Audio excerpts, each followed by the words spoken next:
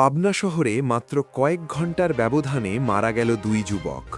পরিবার বলছে গ্যাস্ট্রিক, কিন্তু স্থানীয়রা বলছে এটা বিষাক্ত মদ। কোনটা সত্য? কি ঘটেছিল সেই রাতে? পুরো ঘটনা জানার জন্য ভিডিওটি একদম শেষ পর্যন্ত দেখুন। বৃহস্পতিবার রাত পাবনা শহরের নীরবতা ভেঙে হাসপাতালে ছুটে আসেন দুই পরিবার। সুমন সরকার ৩৫ বছর বয়স, মামুন ৩২ বছর বয়স। দুজনকেই রাতের মধ্যে গুরুতর অবস্থায় আনা হয় হাসপাতালে। একজন হাসপাতালে চিকিৎসাধীন অবস্থায় মারা যান, আরেকজনকে রাজশাহী মেডিকেলে নেওয়ার পথে মৃত্যু হয়। হাসপাতালের নথিপত্রে স্পষ্ট লেখা বিষাক্ত মদপানজনিত শ্বাসকষ্ট ও অঙ্গ বিকলতা। কিন্তু আশ্চর্যের বিষয়, পরিবার বলছে গ্যাস্ট্রিকের জন্যই মৃত্যু হয়েছে।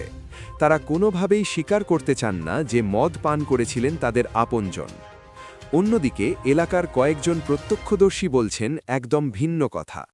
তারা দাবি করছেন জেলার আলোচিত একটি বার, চাকিবাড়ি বার থেকে পিড নামে এক ধরনের অত্যন্ত বিষাক্ত লোকাল মদ পান করেছিলেন সুমন এবং মামুন, আর সেটাই নাকি তাদের মৃত্যুর কারণ। স্থানীয়রা আরও বলছেন এটাই প্রথম নয়, এই পিড মদের আগেও নাকি এমন ঘটনা ঘটেছে। এদিকে পাবনা সদর থানার ওসি দুলাল হোসেন জানিয়েছেন, হাসপাতালের নথি অনুযায়ী মৃত্যুর কারণ মদ পান, কিন্তু তারা কোথা থেকে মদ পেয়েছে, কিভাবে পান করেছে তা তদন্তে প্রকাশ পাবে। পুলিশ ঘটনাস্থল ঘিরে রেখেছে এবং এলাকাবাসীর সঙ্গে কথা বলছে।